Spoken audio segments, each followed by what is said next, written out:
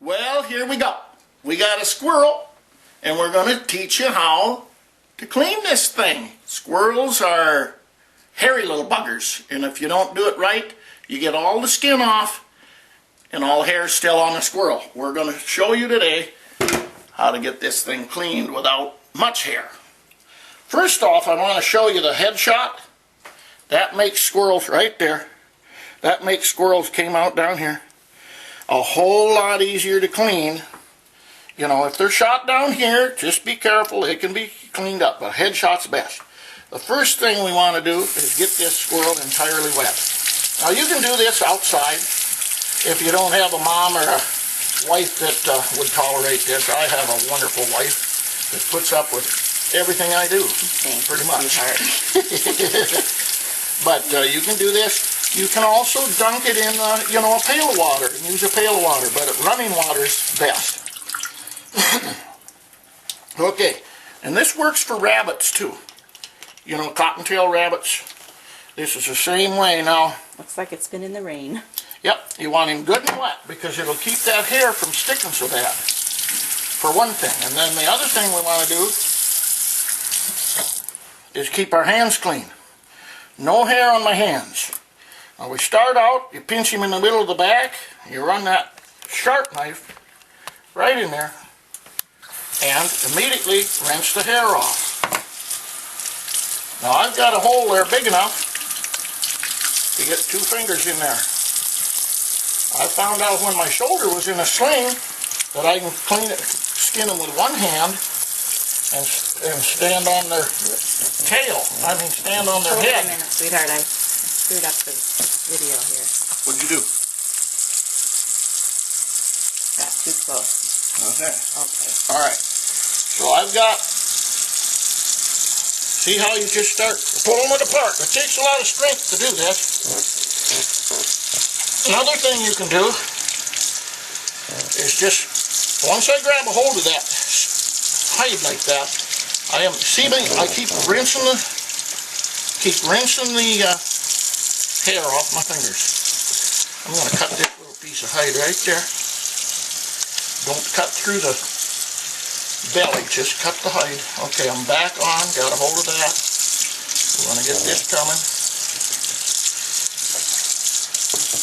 I don't have to have this running all the time, I'm just being lazy. And just always rinse your fingers off, and you won't end up with a bunch of hair on the squirrel. Every time you move your hands, rinse your fingers off.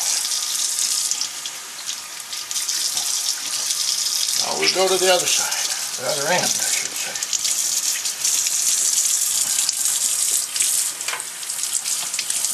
Pretty cool, huh? There's meat in that there critter. You see that hair starting to get right here? Can you see that? We're going to pick that off before it gets any worse.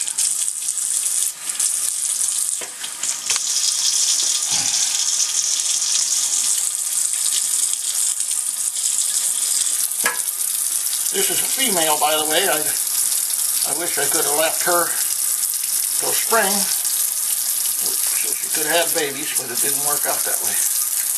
There were 2 of them out there, and we only got the one. Now, you watch how I use this knife. I don't go cutting this way. I keep my thumb off to the side and just snap those legs and then cut them. See how that works? Don't cut yourself. A little piece of hair there. This is the slickest way to keep from this little thing here. It's like whiskers. There's little whiskers in that little knob right there. You gotta cut that off. But I just twist. Right, this is a young squirrel. I can tell by how tender the bones are.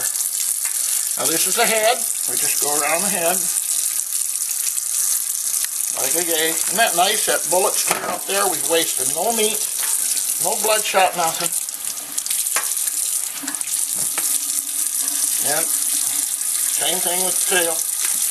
And I twist it off with a sharp knife. And we have virtually a hair-free squirrel.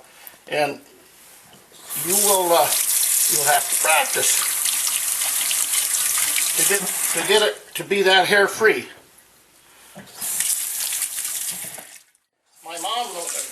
was telling about when I got my first squirrels and cleaned them, and my mom took one look. She said, "Sonny, I think we'll roll these in flour and fry them real crisp. We'll make a pot pie when you can clean them better." So that's what she did. But and we're gonna also fry this and get a video of it so you can see. All right, I'm gonna get these two pieces out of here. There's our squirrel. Get this sink cleaned up so that there's not a bunch of hair in it.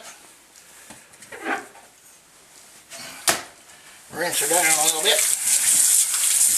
Okay, now you take this, here's the head end as you can see, and you lay that right over your hand like that, and you see how my thumb and finger are hooked in the front legs, and don't forget, you can do this with a cottontail rabbit.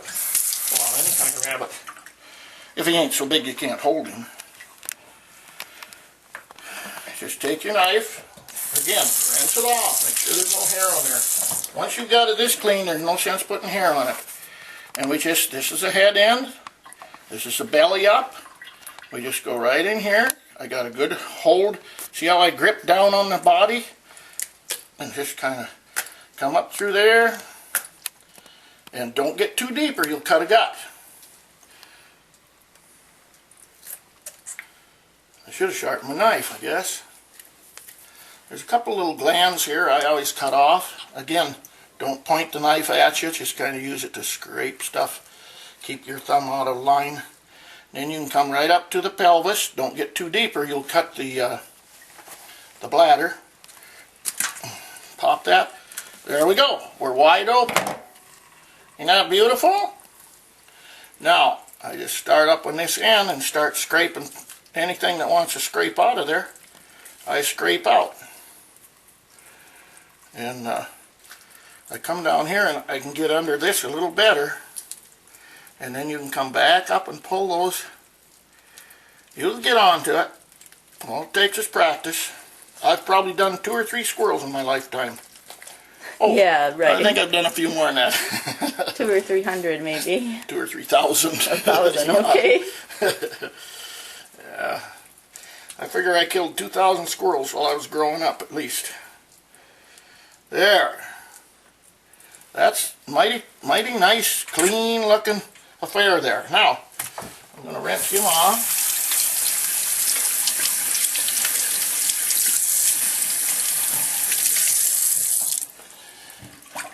Lay that down there and we're going to show you how. Here's the heart.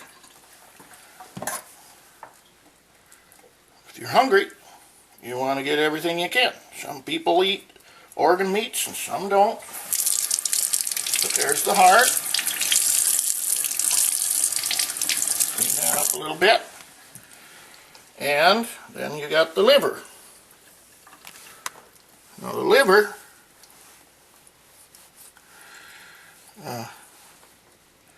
here's some little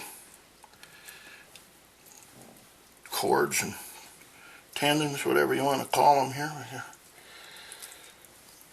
Kind of cut loose.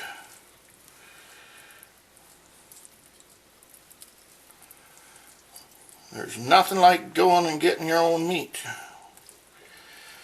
It isn't all fed up with a bunch of chemicals, hopefully.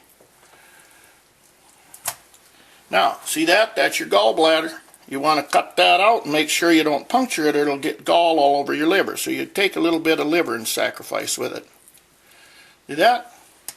You're done. You got the liver and the heart.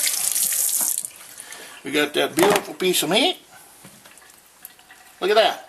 Now, I'm going to show you, we'll cut this up too. I need to get a little bowl here.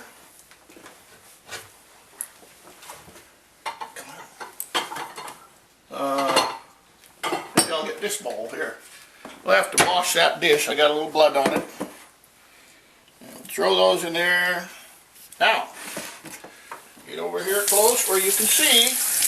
I'll show you how to cut it up. Another thing I like to do, there's a little gland under the arm there. See this gray stuff? I like to scrape that out. I don't know, way back when I read an article one time in an outdoor magazine. I was probably about 12, and I Read about this gland under the arm, and ever since it's bothered me. So I clean it out of there. And it makes me happy. I like cleaning my own meat because I know then that it's clean. Then, to cut it into pieces, see that shoulder blade there? We'll just go underneath that. There's the arm, front leg, whatever you want to call it.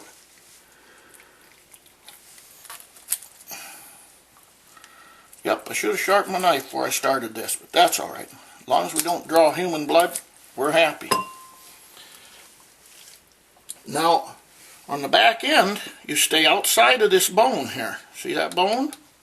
Stay outside of that. There's a little hair on there. Wipe that on the pants. That's what pants are for. And you can actually, this is a lesson you can actually apply to a deer. I want to show you this. See this joint right there? You can actually, well, anything. You can, I butcher deer all the time with a jackknife. Elk. I've cut elk hind legs off with a jackknife because once you hit that, everything's kind of built the same with that ball joint back there, and you can just cut that leg right off. Every once in a while you see a hair appear on the scene, just wipe it off. That little ball joint there, it's a hip joint. Now, this little piece of meat right here, this is, if this was a deer, look at them little hairs, boy, they just don't want to quit, do they?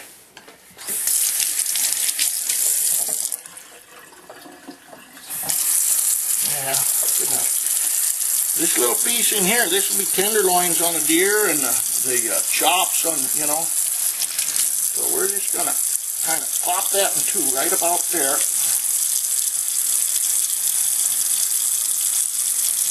Right behind the ribs there. You just want to make a couple pieces to eat there. And then here, I wish I had a cutting board. Don't cut this with trying to hold it in your hands. Use a cutting board. I can get you one. No, I can do it, but if somebody that ain't used to doing this might cut themselves. So we don't want to get blood all over the video. That'll lay down now easier, see. Not a lot of meat on that, but you know, I have a lot of respect for these animals God gave us. And if I'm not going to utilize them, I'm not going to kill them. With the exception maybe of a crow or something destructive, you know, something being destructive, coyotes, that kind of thing. But there we go. If we were packaging this for the market, like we was making, if that was rabbit or something, tame rabbit, then we would put the meatier pieces on top for the package. See how nice that looks?